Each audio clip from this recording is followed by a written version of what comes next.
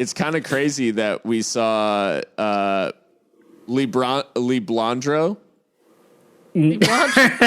before we saw Blondie Naga. Oh. That was not expected. That's funny. Expected blondes. XB. XB. I hate us.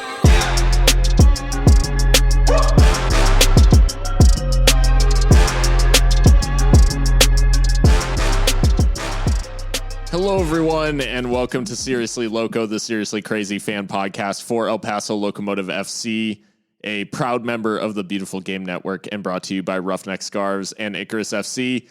I'm your host, Phil Bakke. I'm joined tonight by the usual suspects, Mikka Burrell. Mikka, how's it going? It's going good, Phil. How you doing? Doing good. It's,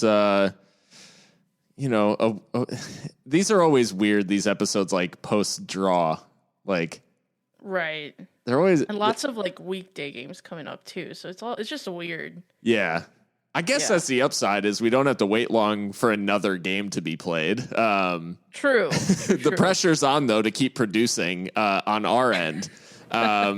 And the pressures may be building on Locomotive's attack to produce as well. But we're joined tonight as well by Christian Canales. Christian, how you doing, man? Doing all right. It was a good long weekend. Rested and wish we could be more excited about the result, but it is what it is. Yeah, it's one of those games, I guess. And we'll break it down. We'll talk the 0-0 against Sporting Kansas City 2. And then later on in the episode, we'll break down Locomotive's upcoming game against Austin Bold on Thursday night on ESPN Deportes. So an interesting TV situation, I guess, in that one. But first, before we move on, Christian, you always start us off with a good question, and I'm looking to spice this episode up because we have a 0-0, so we need something good and spicy to start us off. Oh man! All right. Well, I hadn't thought about bringing a spice. I was actually about to say that my question was a little more vanilla than usual, so that's unfortunate. But being that it was, Memorial Day weekend and, a lot of people are out doing the family barbecues and whatnot, I had planned on just coming in with something real simple, and hamburgers or hot dogs, guys? I don't know. This is a tough one. Especially for you, Phil, because I think you have to have kind of a loyalty to the hot dog, right? I think Chicago does carry a certain level of expectation around a hot dog. I will say, I was faced with this choice over Memorial Day weekend, so I have to answer truthfully and honestly based on what I actually did, and I got a hot dog. So. Shout out to Fatso's Last Stand, a little like burger and hot dog joint on the corner of Chicago and Oakley in Chicago. Are they paying us for? Did they pay you to say that? Or? No, but hey, I mean, potential sponsor. I don't know. Yeah, so I went hot dog, and I gotta say it was a good call on a Memorial Day weekend. Mikka? Oh, man. Okay. Well, I am gluttonous, and I had both. Not in the same, sitting, but, both over the weekend. Same. But I do prefer... Okay, there we go. I think I prefer a burger. I think it's a little more versatile. You can switch it up. A hot dog... I suppose you can put whatever you want on a hot dog, but it's there's not as much, real estate to work with, you know what I mean? So, I'll go burger. Yeah, I'm partial to. For a long time, I didn't like hot dogs at all. Not until probably my late teen years. I wouldn't choose a hot dog for anything. But what if I posed it as the best hot dog you've ever eaten versus the best hamburger you've ever eaten? I think I'd still be hamburger. That's a burger for me. Oh, I can think of the burger too. I won't shout the place out because there's no way they'll pay us. But that's right. Yeah, I stick with burger there too. Well, hot dogs, hamburgers. Locomotive didn't feast this weekend, unfortunately. There was no celebratory barbecue. 0-0 in Kansas City. And I guess it's been a weird start to the season, obviously. 2 draws and a win. So, not all bad, certainly. But Mikka, I mean, a case of Locomotive being boring Locomotive? Yeah, I mean, everything about this game felt like it was going to be just weird because it's like, we've never played Sporting Kansas City before. We're on the road. It's Sunday. Like, it was just, there wasn't that same, like, hype around it.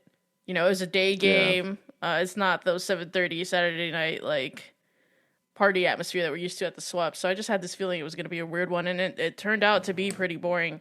I will say the first like half hour was really good. It was a lot more open than I'm used to as far as Locomotive is concerned. Yeah. And I don't know if that's because we are not used to the opposition. I don't think we've ever played them before.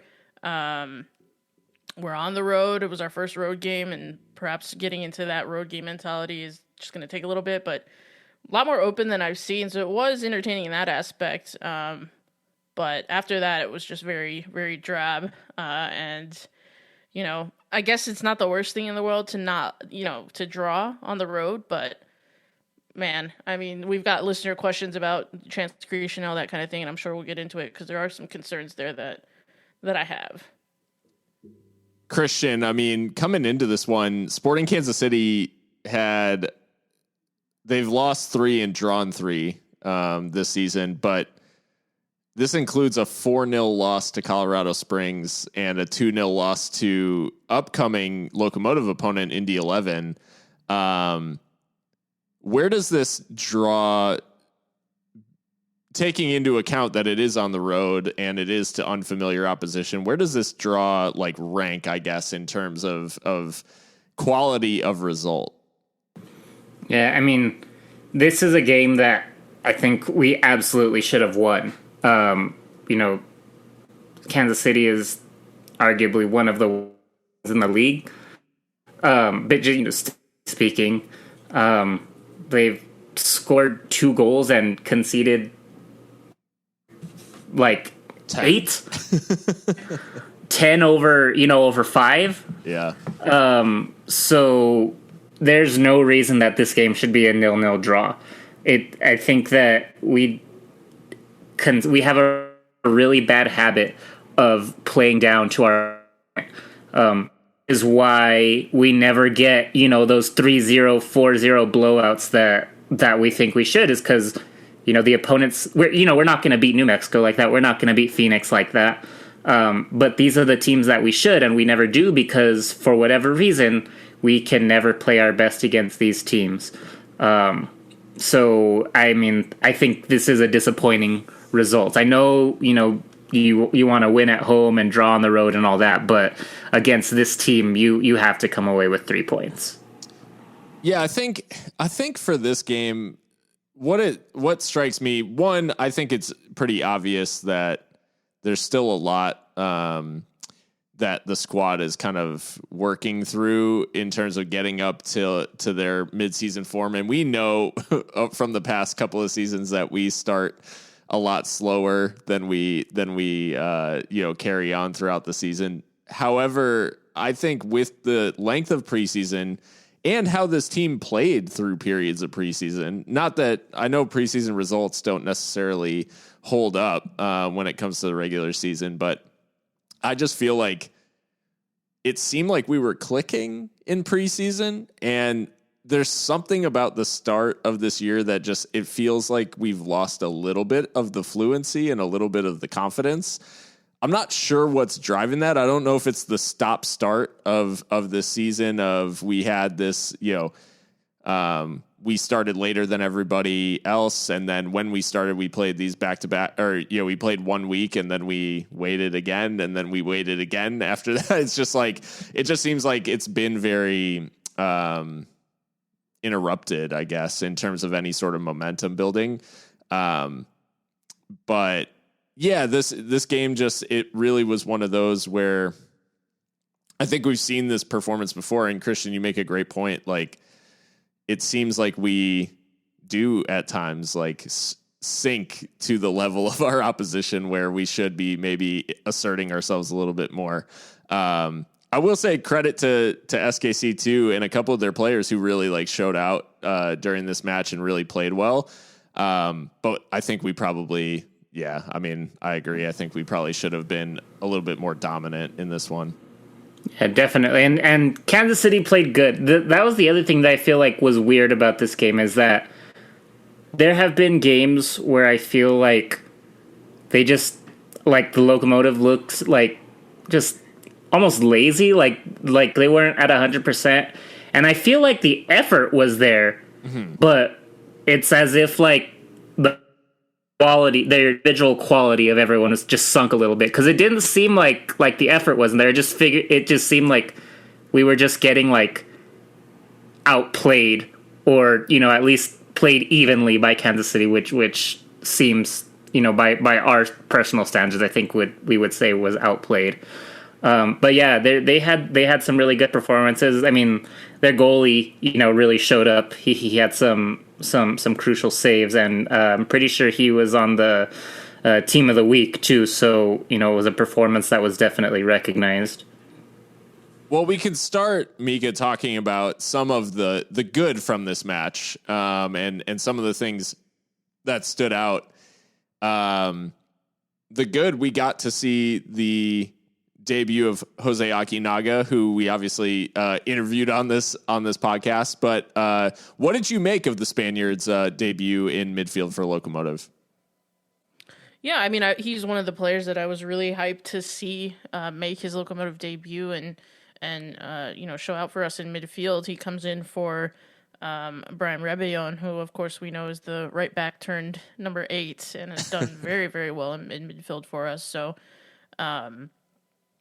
I was happy to see him on the team sheet. I don't know that he had as big of an impact as he would have liked. I think he very much is still trying to understand his teammates, because I did think there were some times where he and Dylan Mares were trying to occupy. And so, I mean, I think that's just something that'll work itself out as they get to know each other more on and off the pitch. But he does have that chance in the 5th minute. The ball falls to him, and he takes it on his right foot when he probably should use his left. So, and it's saved by Pulskamp. I think Pulskamp makes like 6 saves on the night, so he was really good, to Christian's point. But yeah, I like that he was kind of arriving late in the box. That's something that I harped on in the off season, is we want an 8 or 2 to make those late runs and give us more options in the box. So I did like that about his game, but yeah, we'll see if he's earned enough for another start next time. As we know, we probably shouldn't play Brahim every week, even though we'd probably like to. So I thought overall it was positive. Yeah, I think his willingness to make those runs and get in the box, I think you can certainly see how he fits with this midfield, and that he can certainly play a role. I think the interesting thing about him and Mares and that interaction, I think maybe I'll wait for the bad portion to talk about some of that, but yeah, Jose getting out there, getting some minutes. It was good to see Mark just giving a little bit of a different look in midfield, and giving Brahim a rest. Although it does break Mark's streak of playing players against their former teams, as Brian Rebellon actually was a member of Sporting Kansas City too at one point. I totally forgot about that. You're right. The other thing, Christian, that we saw in this one that was good and an undeniable positive is Locomotive do keep a clean sheet. And Adrian Zendejas, who we actually haven't had a chance to talk about yet, has now kept 2 consecutive clean sheets since joining Locomotive on loan from Minnesota United. Yeah, he's been impressive. He looks very comfortable back there, incredibly comfortable. I mean, he's played, he's been in, MLS for some time. He's had some time up there, and he's had some time. He's gotten some appearances in USL, so he's not, new to this level of play by any means. So it's not too surprising, but it's just good to find someone who looks as confident as he does back there. That's not to say that we don't miss Logan. I mentioned to you all earlier in the week that I think that part of maybe what this team is missing is a little bit of intensity that Logan brings, but maybe that just comes, Zendejas can bring that too once he just gets a little more comfortable, though no offense to him, but I would just prefer to have Logan back if it's all the same. I don't know her. No, I'm just kidding. No, yeah, I totally get that. I think the comfort that Logan has given across 55 appearances for Locomotive is just something that we've grown accustomed to. But like you said, I think Zendejas has shown that he's comfortable at this level, and the thing that's been encouraging is he kind of is of a similar profile to Logan, if that makes sense, in terms of he is like just off MLS level and is just being kind of like kept out and is eager to prove himself. So I do enjoy that we have a keeper who kind of fits a similar in terms of his, obviously they're 2 very different keepers and they have their own styles and everything. But like you said, Adrian doesn't look, at all phased by the way we play, doesn't look at all phased by I think he's connected well with the back line. They seem to communicate well as well. And he's got something to prove because he wants to be at a top level. And we've seen the benefit of having a keeper who's motivated by that sort of thing. So, Mikka, your thoughts on Adrian in goal so far for Locomotive? Yeah, I don't disagree with Christian. I think all things being equal, I probably would just want Logan back there because he is kind of our leader from the back. But with that being said, I think you couldn't ask any more of Adrian and what he's done since coming in. 2 clean sheets, no insane errors, no noticeable drop off in quality. Seems comfortable with the ball at his feet. As we know, we like our keepers to sweep up and start attacks. And like you said, he's very much of a similar profile to Logan, both in terms of his ambitions in the game, but also just playing style. Like he reminds me a lot of him, kind of, tall, lanky, and a good shot stopper and good with his feet. So, as a quick fix, I think we could have certainly done a lot worse. I still think that having 4 keepers on the roster kind of screams bad planning to me. I don't know if that's being harsh, but it just seems a little silly to me. But we didn't really get to discuss that because everything happened so quickly. But Zendejas has performed admirably, and can't complain about that really. The bad in this match, unfortunately, the list of good is awfully short. In terms of what went on, the bad in a 0-0, especially with Locomotive and with the talk in the offseason, I think, of how we were trying to improve in terms of goal scoring and not carry this sort of low scoring and just not opportunistic, not lethal, I guess, attack into the third season. We saw kind of a familiar story in this one as that front 3 of Mahrez, Solignac, and Gomez was pretty blunted throughout their performance on the night, and the finishing just wasn't there again, unfortunately. Yeah, I don't know did Lucho have? I don't think he had a shot on the night. Nope. He didn't have a shot. Gomez had, I think, maybe 2, and one of them, I don't even know if you call it a shot. I don't know what. I still am not sure what happened with that. I don't know if he shanked it or if he thought he was passing it. I couldn't tell. Did you guys have more insight on that early opportunity? Timo Werner vibes with that one, as one of our listeners pointed out.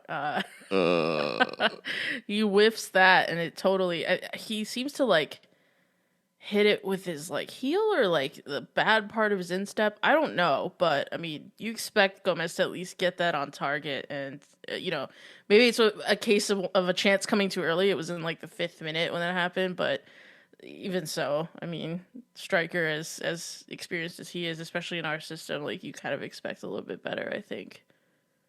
And Opta did not classify that as a shot. There you go. He had just the one on target, and so yeah, the 2 starting strikers created one shot between them. Dylan Mares also didn't have a shot on the night, so I mean that Dylan was a ghost. I forgot he was on the field. Either they just marked. I'm not good at noticing, who's defending who, but I don't know if it was a case of them just like marking him out of the game, or he just didn't have the quality on the night. This was a conversation that I've actually been dreading. But Dylan, we obviously are huge fans of Dylan Mares, but is it safe to say like he started the season pretty poorly? Yeah, no, I think he definitely features in my bad column this week, and for the past 3 games, unfortunately, his start has been well below expectations, I think, and I don't know what the reason for that is. We've had ostensibly like a really, really long preseason, so you would think everyone's kind of at their best or as close to their best as possible, but he's been largely anonymous, and I don't know why, because the system has not changed a whole lot. Sure, some of the pieces around him have, maybe, but I mean, he's still got a lot of the same forwards to be looking for with the through balls, and his link-up plays. I mean, the link-ups are coming in. We're making a lot of like the triangles on the outside of the pitch. Like nothing's really going through him. Like Nick and Borelli are linking up really well. Brian Rebillon's finding people, but Dylan the games are passing him by, and that was certainly the case in Kansas City the other night. I don't know what the issue is. I think maybe my man needs like a direct free kick just to get his season going. I don't know. But he better figure it out by next week. I know Indy coming to town. Yeah. That's right. Oh my gosh. Maybe that's what he needs. He just needs an occasion. I don't know, but it's been disappointing to say the least, because I mean, he was the linchpin of our side last season, and it finally felt like we've found our Velasquez replacement, and so this starting patch of bad form to start the season is not great. Yeah. It's been one of those things where I think obviously we pointed to him as kind of the main man. I'm not sure if it's a case of Western Conference teams now realizing that, like, the influence that he has, and maybe setting up and trying to game plan a little bit better for it. I will say, Sporting Kansas City, well, and I think the game was a little bit stop-start in terms of the amount of like tactical fouls that were going on and the amount of like little stoppages in midfield. So maybe that's like impacting the fluency, but yeah, Dylan, I think last season, especially towards the end of the season, just found ways to be influential. And unfortunately so far he hasn't really put his stamp on any of these 3 games that we've played so far. It's just a little bit concerning because we saw him. I think last season we would often point to him as a bright spot, even in the games that we didn't win. That hasn't been the case so far this season, and it's been a little bit startling, quite honestly. Yeah, and I think it's something I kind of alluded to a little bit earlier with when we spoke about Jose Aguinaga, but again, I think that they were really like trying to work out who should occupy what space, and I don't think that helped, because I think Jose was trying to be really proactive going forward, and it just felt like they were really close to each other on the pitch in a way that wasn't like productive sometimes. Sure. And that's not to say that I don't want Jose making those runs and getting into those areas, but I don't know. I mean, it may just be. I don't know. It's just been a poor start, and I wish it was more obvious why that is. But you make a good point, Phil. Maybe the teams in the West are now kind of hip to that and can plan around him. And that's the thing about playing with a 10 is, you can just stick a 6 on them, and then it's kind of game over if your 6 is good enough, and you can compress the space and compress the lines that he works between, and yeah, it's just been a weird one for Dylan. The other half of this, with as we talk about the midfield, and Dylan as a part of that, obviously Diamond, the way that Locomotive set up, the midfield is consistently a bright spot for Locomotive. But Christian, you kind of alluded to this earlier with, you said the effort is there, but it seemed a little like lazy in a way. I feel like that was most defined in the amount of easy giveaways that we had in the middle of the field, where it just seemed like we weren't passing with the same conviction, I guess, or it seemed like we were just being very casual with the ball, and SKC at times had a little bit more urgency. Yeah, and I think that is probably what put like the worst feeling in my stomach about this game, is that there are games where we take care of the ball like we know how to, and when we take the big chances, those passes don't connect, and that's why nothing happens this game. But we just gave up so much possession this game. Lackadaisical passes in the middle that we just don't usually make. And the funny thing is that as I'm looking at the stats, we actually had like the highest pass accuracy of the season so far in this game, but it certainly didn't feel like it. And like I said, I think that it was just because the passes that we weren't completing were just these very, very simple ones that kind of overshadow anything good that might have happened.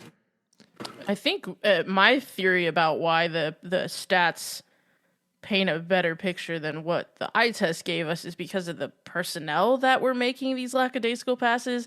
I mean, you saw Nick Ross and Richie Ryan being really slack with their passing, and those are two of the most technically secure players on the pitch for Locomotive, right, on most days. So when you see guys like that giving the ball up cheaply, it just feels worse than it is, where maybe your Aginagas and your Bainers and Yumas are making those like low percentage passes that prop the stats up but don't actually progress play. So that's kind of my theory on it.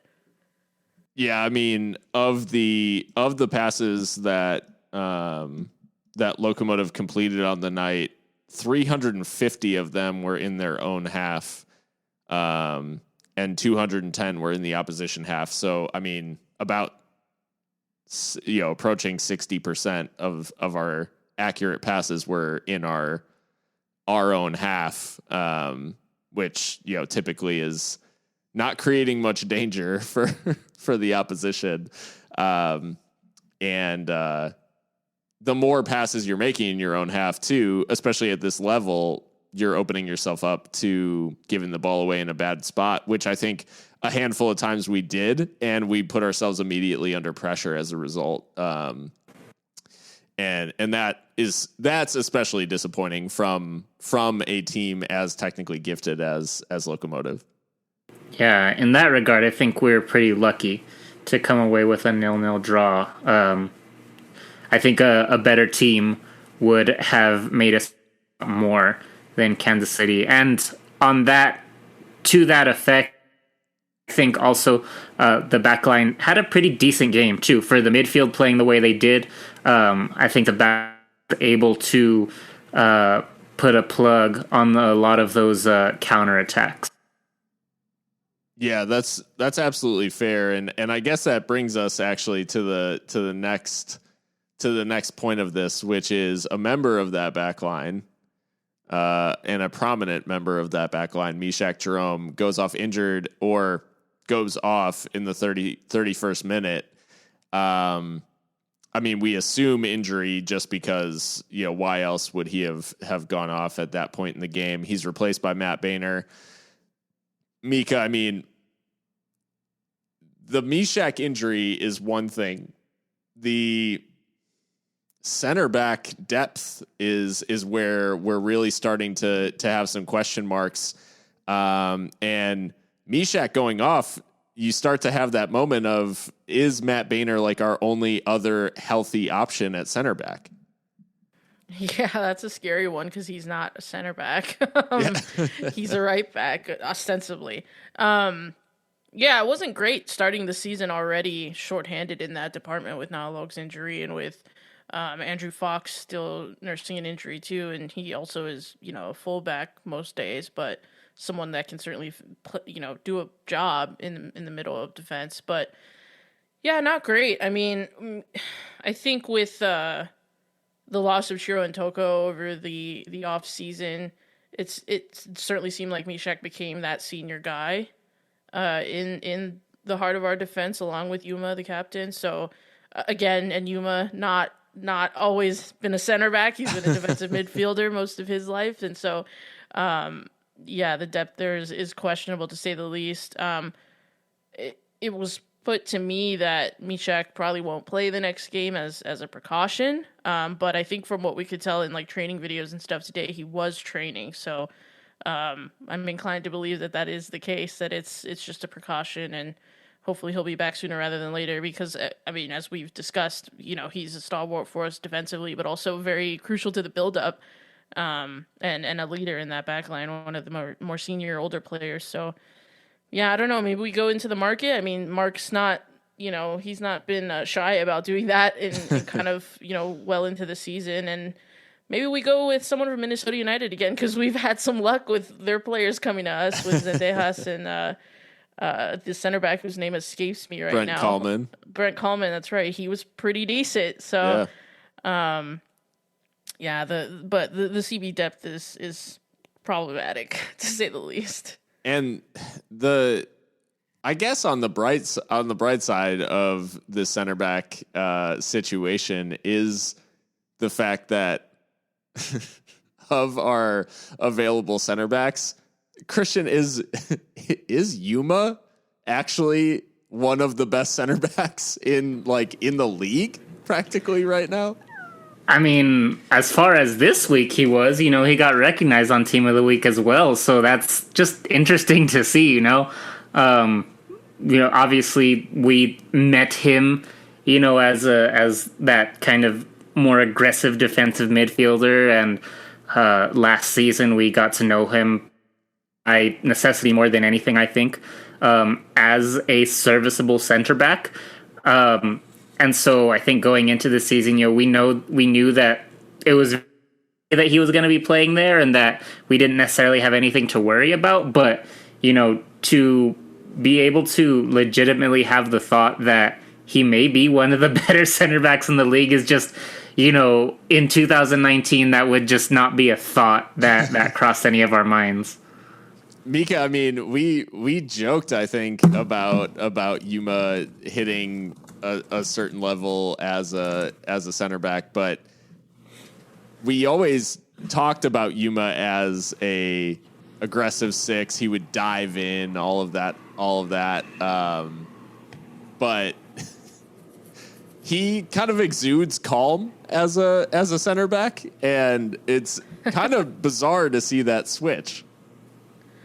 I mean, you see it, though, at the highest levels, too, where, this reckless defensive midfielder, as soon as he's put in the back line to do a job, something psychologically changes. And maybe tactically, too, because the whole game is in front of them now. There's not as many people, like running past them, or at least not without any support. So I think that's where Yuma always would get caught out. He is up there in age, and sometimes he wouldn't have the legs to get after these guys in midfield, and then he'd have to go in really rash and take a card. Whereas in the heart of defense, he can dictate a little bit more and have support around him for dealing with attacks and things like that. So he's been really good. He's I like to joke he's our Javier Mascherano, so because he is kind of stout and all that for a center back, but he's performed admirably, and congratulations to him on Team of the Week. It's pretty great.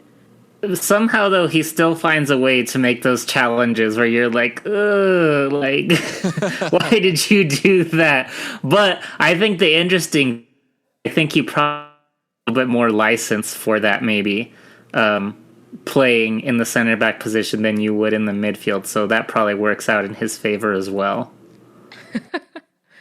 There was one moment. So we talk about the good, we talk about the bad. There was a moment that falls into the in between for me, because it's positives and negatives all wrapped into one. Right on 60 minutes, Mark makes a triple substitution, which obviously the USL allowing 5 subs into this 2021 season. So a triple substitution is not all of the available subs. But he makes a triple sub. Diego Luna, Brian Rebellon, and Leandro Carrillo come on all for for Gomez.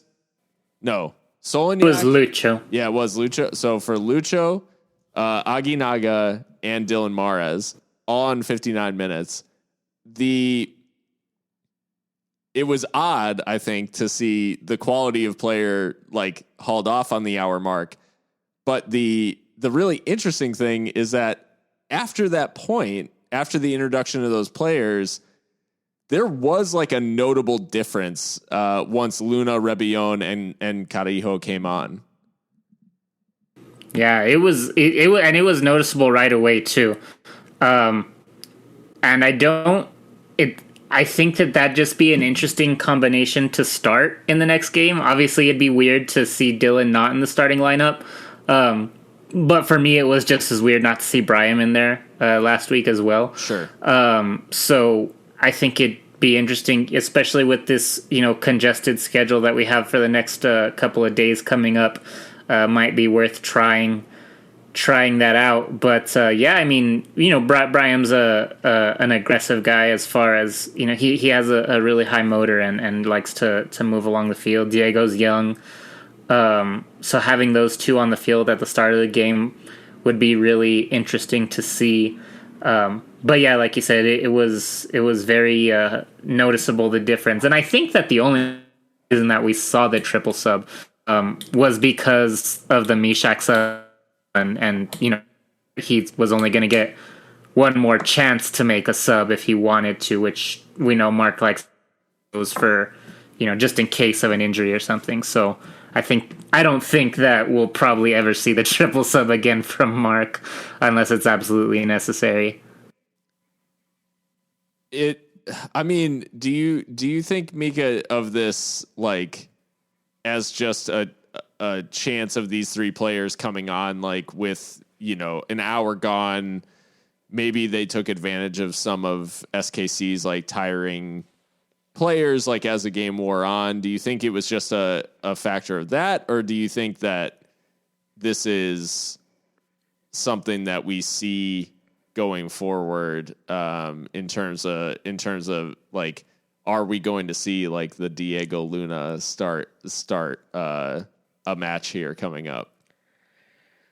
I don't know that he starts on the road. I feel like that might be I don't know. I'm kind of in two minds about it. He's done nothing to not deserve playing time. Let's put it that way. I don't think Luna's contribution in this match was as noticeable because it doesn't result in like a pre-assist like he did on, his first night. That's hard to kind of beat as far as debuts go. But in this one, he still got into some really good positions and was brave enough to take the shot on, much to the chagrin of certainly Androgahi, who thought that he should have passed it. But that was so stupid. I was like, no, man, he has every right to take that shot. It's point blank. And he should maybe do better with it. But, at that point, we were really scrapping for anything.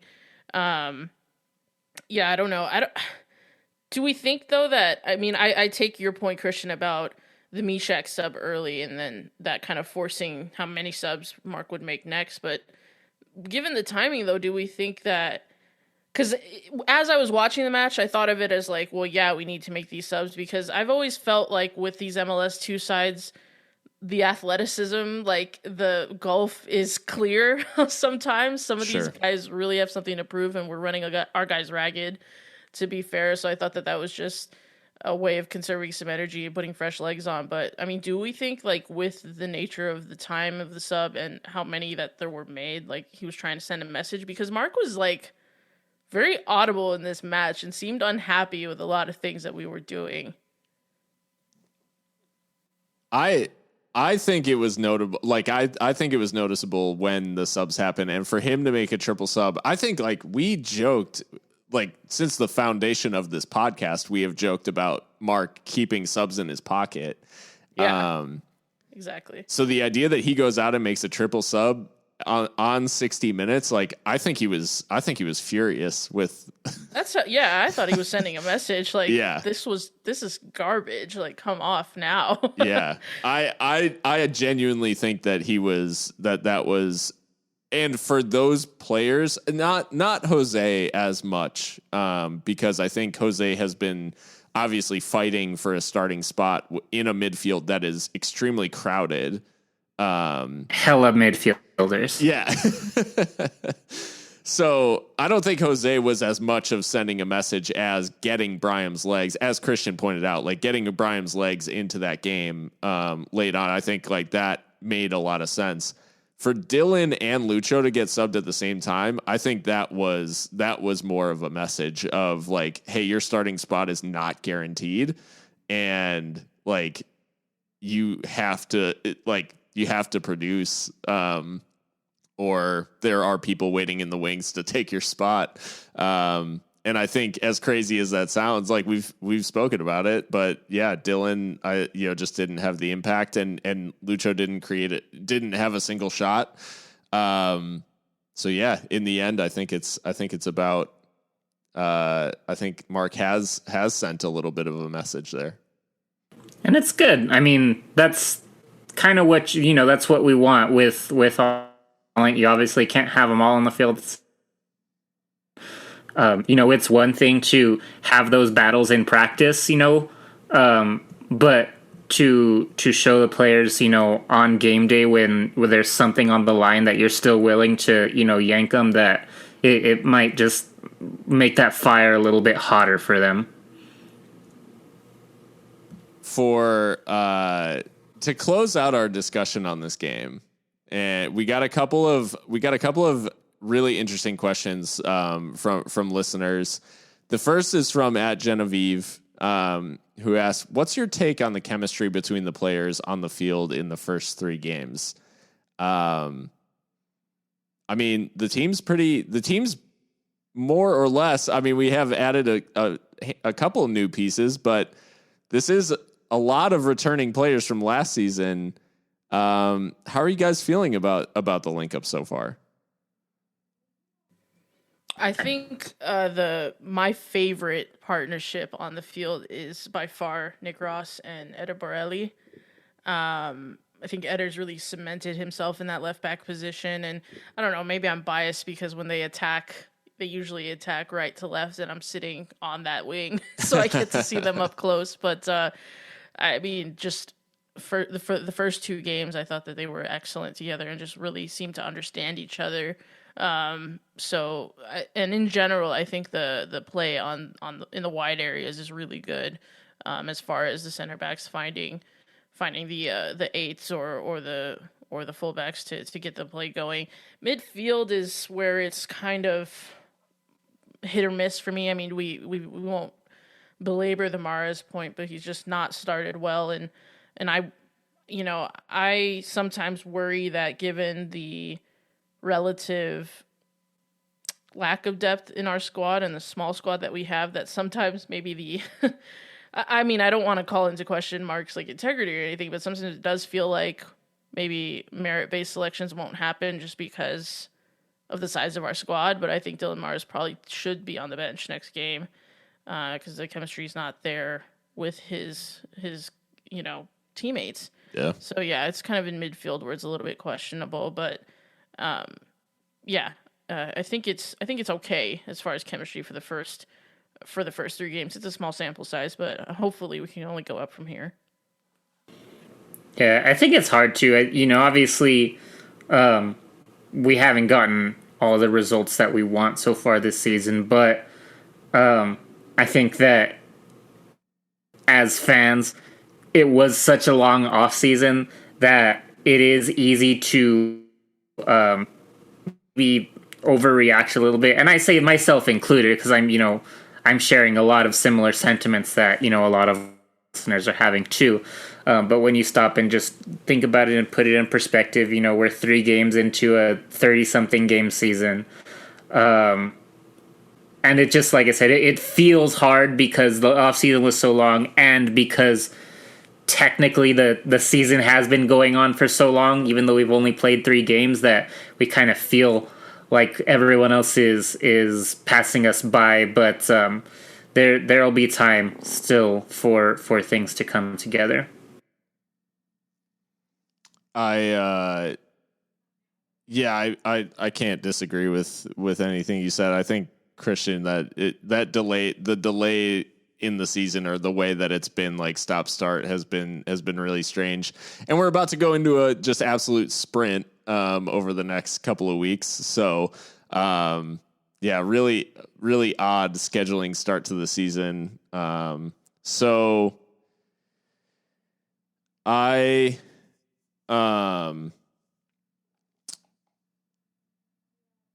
We also got a question from Jake Konecki. He said, "Are we going to chalk up the lack of chances to our usual slow start, or is something else going on? Of the 2 goals we've scored, one was a Hail Mary and the other was a freak goal. It doesn't seem like we've been able to create a lot of chances otherwise." What do you guys think about this one? And where are we? I guess, is it a slow start, or is something deeper going on? Well, first of all, Jake, in my profession, we like to hide bad facts with good ones, and I would say the first goal is playing until the final whistle, and our second one was really good pressing by Solignac. So it's all about perspective, my friend. No, I understand his point for sure. Although I will disagree a little bit slightly with the notion of lack of chances, because I went through the stats, and I'll run through them really quick. New Mexico United, each side creates 6 chances, 1 big chance. Against RGV, we had 11 chances and 1 big chances to their 5. And then in this last one, 9 chances, 2 big chances. So we are making chances, but the finishing, I think, is what's really the problem. We talked about Gomez whiffing on that shot. He has that header that goes straight into the keeper. And I mean, like, it just feels like keepers really show out against us, which is also kind of annoying. So I don't know that it's chance creation. Maybe the chance creation could be better, but for me, it's the finishing. It's the final product. And I think that's pretty consistent with what we've seen over the past 2 seasons, unfortunately. So I don't know. I think there is something to be said about the fact that the schedule's not been kind to us in terms of trying to build up any match rhythm and looking worse for wear against our opponents who've been playing for several weeks now. So, it's not to make excuses, but yeah, I think the chance creation is fine. I mean, at the very least, we outchance our opponents more often than not, but finishing leaves a lot to be desired. Piggybacking off of what you were saying, Mikka, is that last year, at the end of the year when we talked to Mark, we had talked about how that first year, 2019, was about kind of building our identity and possessing the ball and creating that culture as a team. Then last year, we need to take that possession-based philosophy and get more aggressive. And then this year was supposed to be about finishing those chances. And so that we haven't yet shown that we've improved or progressed from kind of last season is a little bit concerning. But like we said just a few moments ago, it's still early. I think you think about the chance. I think it was actually Leandro towards the end. A Borelli cross found him. Good header on target, down into the ground at the far post. Like, does everything right, but Polskamp makes that like ridiculous save. So there are some of these things that, like, I don't know. It's really weird with Locomotive because, as you said, Mikka, like there is an element of luck about some of this, but there's also, I think the frustrating thing for Locomotive fans is that when you get into a certain position or when a certain opportunity like presents itself, there just isn't the conviction that you see in some of these other, like, I don't know. I just feel like other teams are more willing to just put their laces through the ball. And I mean, it's the championship. Like, this isn't like, you don't have to, not every goal has to be like an absolute, like you don't have to walk it in. We can, we're allowed to. Doesn't have to be like a 30 pass sequence. Yeah. Like, I love those goals, and I love that is the, the mark of our system, is that we can create some truly like amazing passing moves and these like fluid attacks. But I don't know. Like, I just really, there's so many times where I'm just left thinking like we made one too many passes there. And we just don't, I mean, we talk about it every season, but we just don't shoot like as much as we should.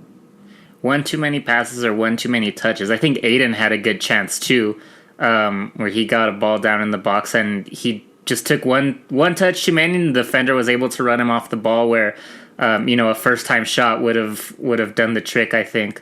But to the opposite point of that, I think we need to mention personally, it was a shocker for me to see Carijo try and bicycle that kick from like almost outside the box. Like, it was far. And so casually, like, like the way he goes for that bicycle is so second nature. It's as if it's something that he just like does all the time. Like, I picture him in training just taking bicycle after bicycle, like, because it was just so instinctive the way he took that on. And I mean, obviously, if that goes in, we're having a very different conversation. Credit to him, he gets it on target. Gets it on target, yeah. I mean, and not that I would expect anything from, the way the shot was taken, but I mean, there was nothing on it. There was no way that was going in. No, absolutely. Absolutely yeah, not. almost as audacious as his new hair. Yes! Wait. He looks like he's playing in like a collegiate hockey playoff, like when they all dye their hair blonde. I'm thinking like it's kind of crazy that we saw Liblandro before we saw Blondinaga. Oh. That was not expected. That's funny. Expected blondes. XB. I hate I was getting serious 90s boy band vibes. Yeah. He went. That's incredible. He went all out. Credit to him. Like, forever young, Hey, can't hate it. Well, we've talked about as much as we can about the draw against SKC2. We've got the game on Thursday night against Austin Bold, so we'll preview that after a quick break. Welcome back to Seriously Loco. It's the Austin Bold preview, and Mikka, I mean, Austin Bold, they've started the season. It's been kind of not dissimilar from Locomotive. They have 3 goals in 3 goals scored in 3 games, right? So we have 2 and 3. So, I mean, Austin Bold, what are you expecting from this matchup early season? This could end up being even more drab than Sporting Kansas City was, unfortunately. I mean, our last 2 meetings historically against Bold have been a 1-1 and a 0-0, both draws, so nothing super exciting in this Copa Tejas matchup. Bold's record is decidedly average, as you said. One win, 1 loss, 1 draw, 4 goals scored, 4 goals conceded. It's about as average of a start as you can have in USL Championship. So, I mean, this is not one that jumps out on the calendar for me. It's also a weekday match, which is always just weird. Weekday on the road. So yeah. I imagine there will be some rotation given the relatively short turnaround. But yeah, I don't know. Not expecting like fireworks necessarily, but I'm happy to be proven wrong. And my mistake in the intro, it is 4 goals scored, one of which was an own goal from Real Monarchs. Yes. That was why I only saw 3. So 3 proper goals. Yeah. 3 goals scored by Bold players. But Christian, Austin coming into this one, I mean, it's kind of a similar vein of form. But that loss to, I mean, a loss to New Mexico United, like a heavy defeat to New Mexico United, this draw against Real Monarchs, and then a win against Real Monarchs. What are we supposed to think about this Bold team? I don't know. I think that, like Mikka said, it's just a game that's going to be very, not even gritty. Like, I don't even expect it to be like a hard fought game, which is unfortunate because I think that this team, Locomotive needs to kind of break out of this rut that we're in. So this isn't the best one on the schedule for this moment. But I don't have too high expectations. But I don't know if it's worth anything considering they just shut out Monarchs this past weekend. But they are in the middle of a little bit of I don't know if you want to call it controversy or whatever from the incident in their first match against Monarchs, when I think was his name Joe Johnson? Was that? Yeah, what his name was? Jason Johnson. Yeah, Jason Johnson. Yep.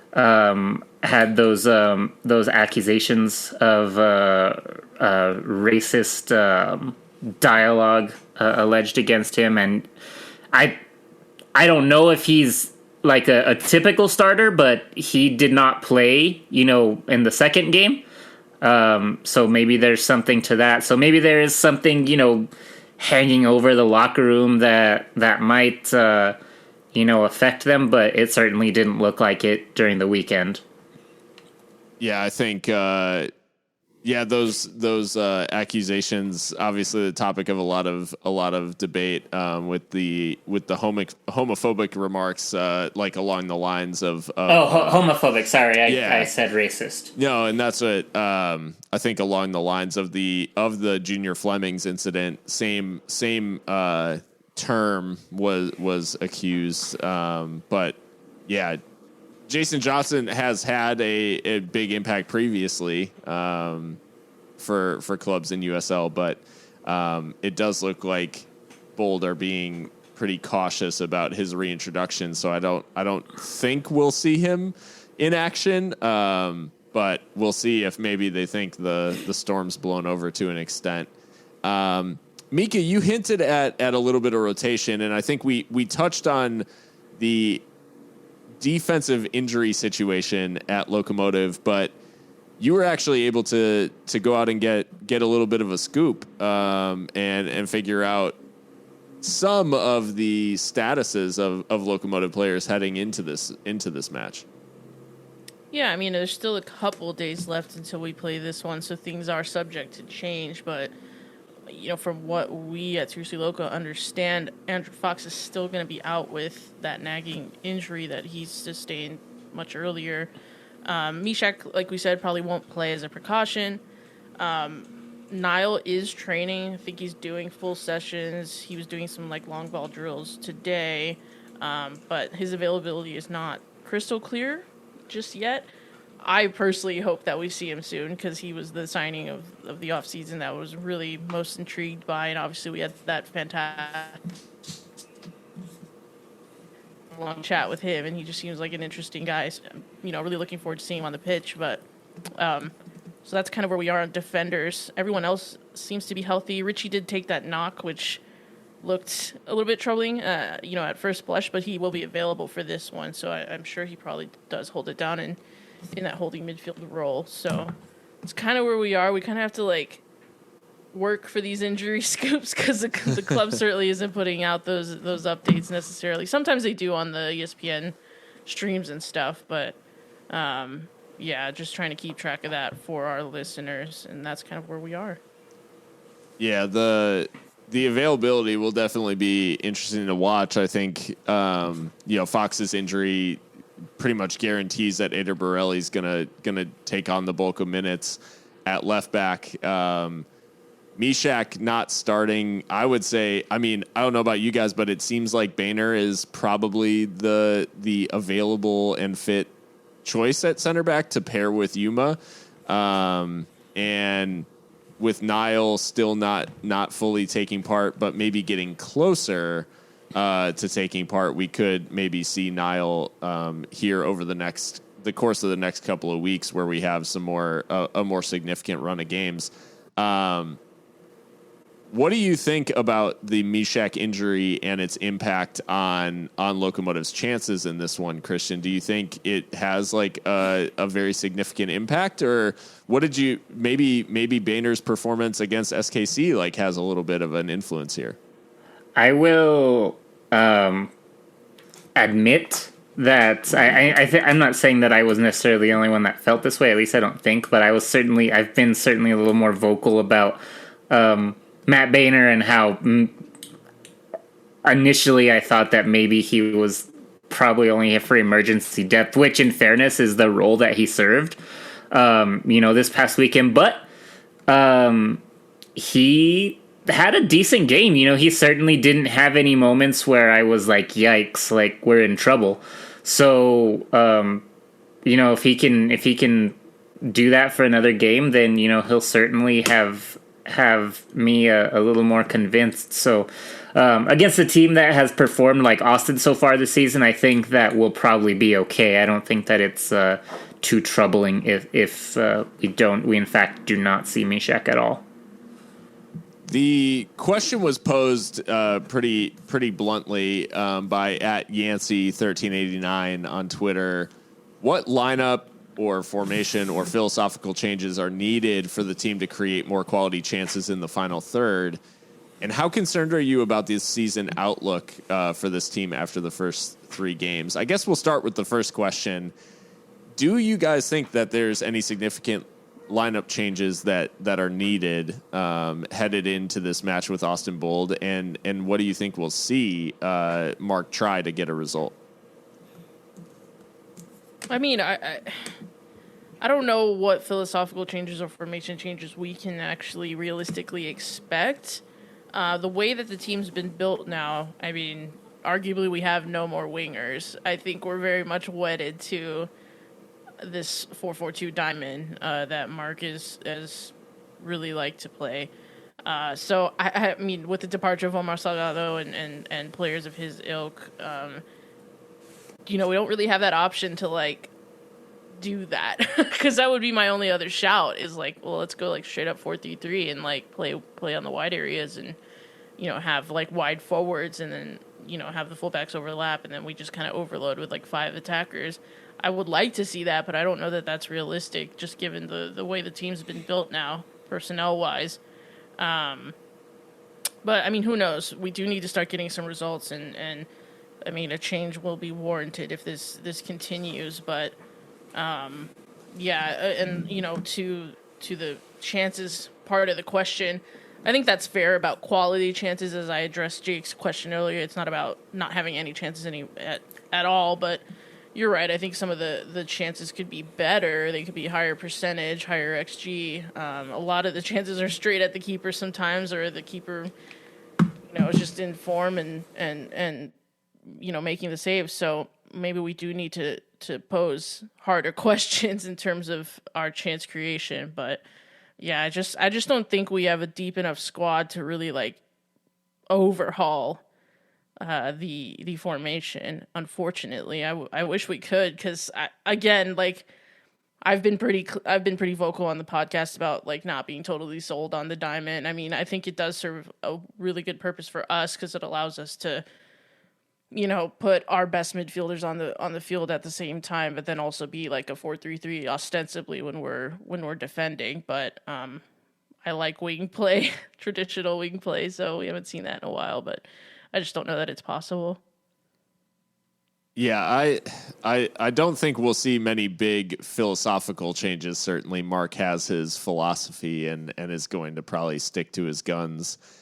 I would like to see, I think, just maybe a little bit more,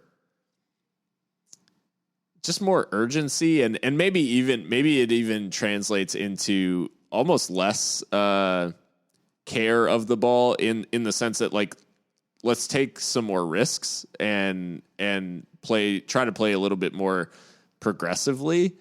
And Christian, I know this is a sticking point with you, but we pressed. I think one of the things that we left out of the good of this match against SKC is we pressed actually pretty well. It just didn't show in the end product, because so often when we win the ball high up the field, we don't actually try to exploit that advantage. I mean, hardly ever, and that's been since day one.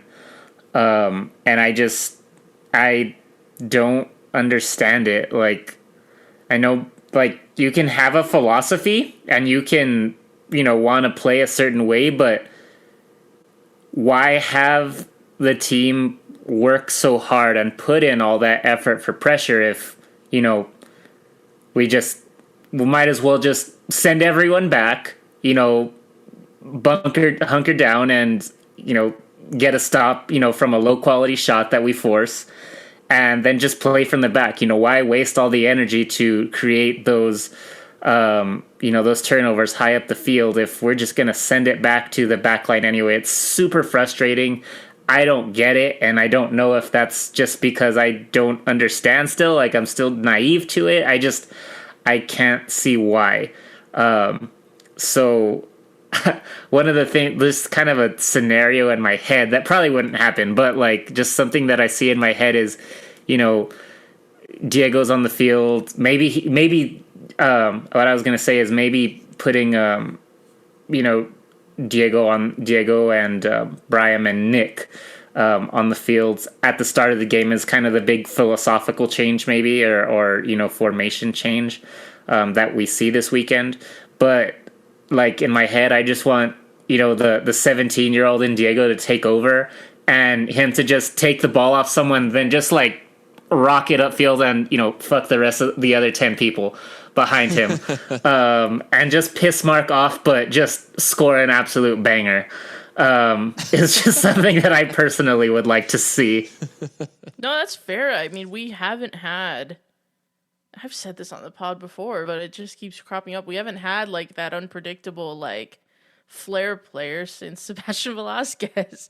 And, you know, he would make things happen on his own. It looks like Diego could be that guy, but maybe that is a lot of pressure to put on the young man. But yeah, no, I agree. I would like to see like an individual effort every now and then, and someone just like, you know, betraying the system a little bit to like get something going. But yeah, And in fairness to the team, like they do create a chance off of a press. Like SKC has a bad giveaway that they pounced on, and they did create a shot off of it. It was saved, as was everything else. But I think it's when we win the ball back, closer to midfield, and you have potentially like a numbers advantage right after the giveaway.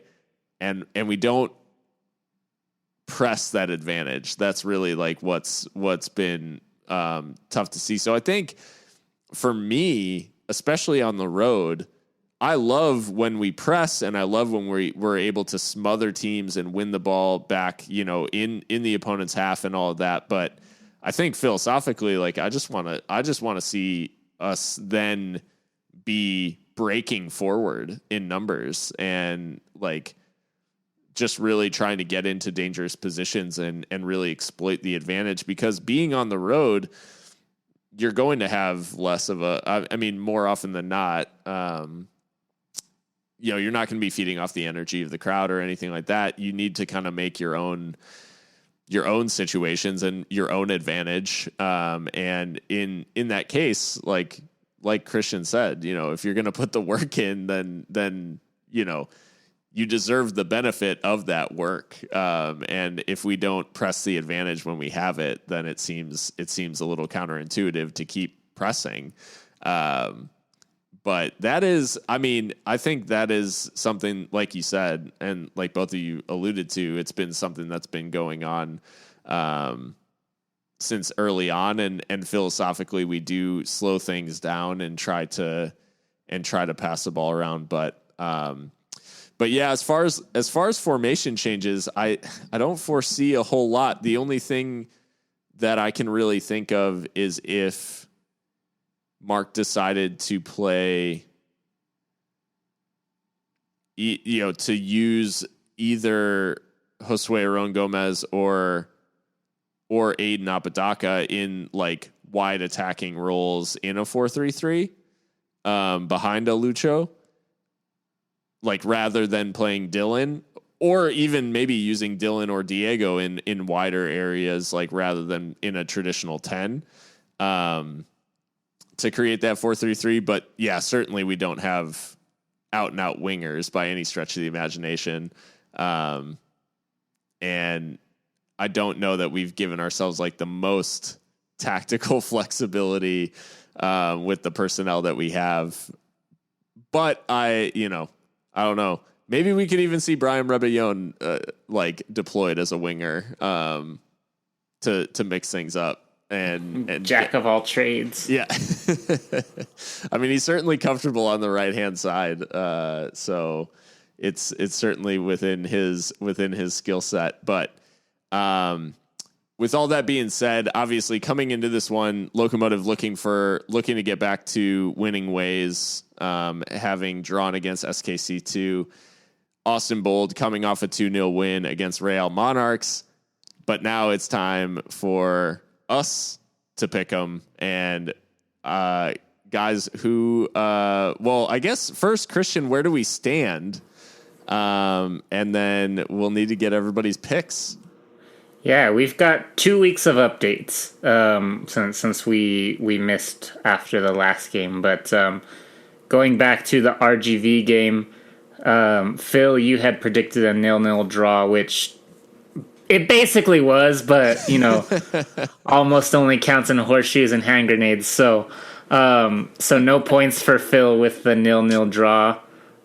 Mikka takes points. Takes a point. She predicted a 2-1 win. She thought Gomez would get on the board though.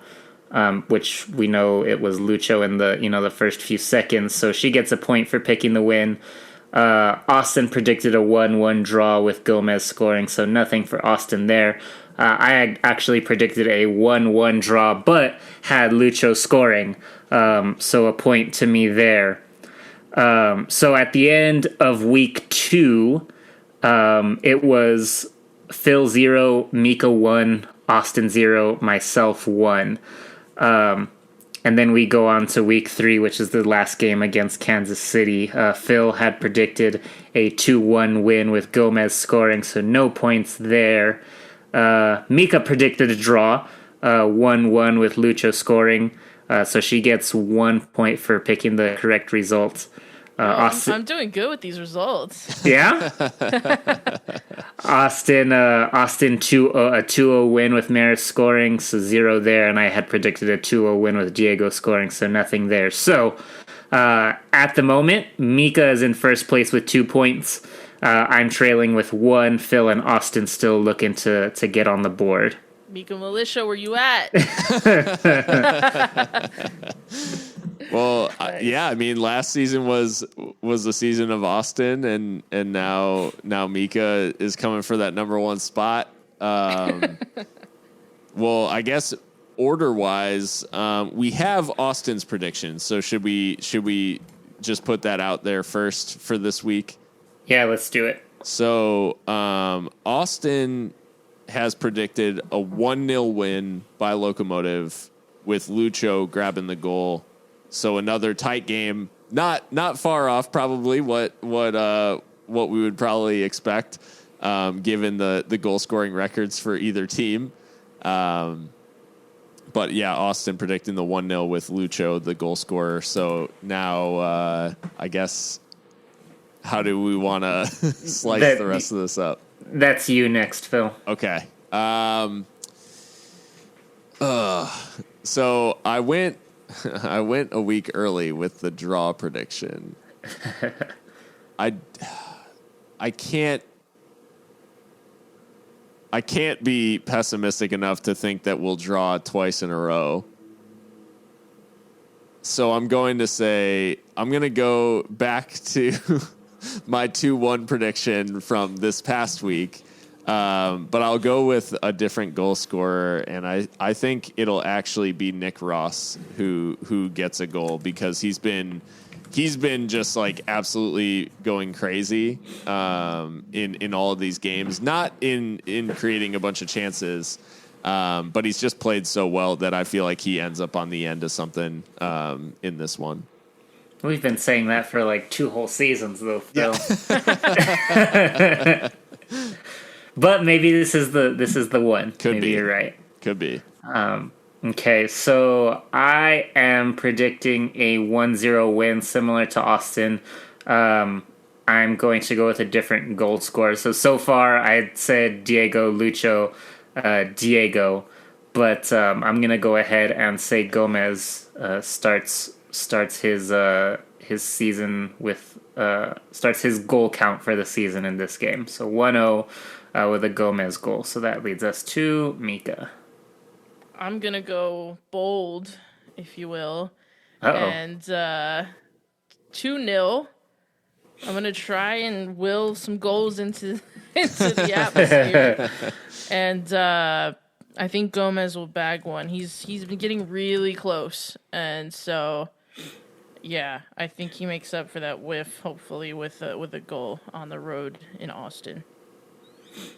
I am really rooting for that. Like, I really do hope that Gomez gets going, because he has actually gotten into really good positions, and just has been, I don't know, a combination of unlucky and maybe some good goalkeeping as well. But I just hope he can get his confidence back, and we spoke at the beginning of the season how his confidence was going to factor a lot into it. So he needs to get going sooner rather than later, because I think it's clear that Mark sees Aiden as that impact sub off the bench. But that might not last forever if Josue doesn't get going. That about does it for us here at Seriously Loco. El Paso Locomotive and Austin Bold kickoff Thursday at 7 p.m. And hopefully you guys tune into that match on ESPN Deportes. If you can't make the trip to Austin, I guess it is somewhat drivable. But hopefully you have enjoyed this episode. We obviously enjoy putting this podcast together for you. So hopefully you guys enjoyed, and we will be back with a roundup of the Austin Bold match for Locomotive at the end of the week. And after that, it's a pretty tough run of games for Locomotive. So it'll be interesting to see how the team handles it. And we'll be covering every step of the way. For more, you can check us out on any major podcast platform. If you haven't already, please subscribe, leave a review, rate, whatever. But yeah, you can follow us on any of those major podcast platforms. And then you can follow us at Seriously Loco on Twitter, Instagram, Facebook. We're on all of them. So make sure you check us out there. And you can catch all the Locomotive content and action that you could possibly want. We will catch you guys post bold. And until then, stay loco.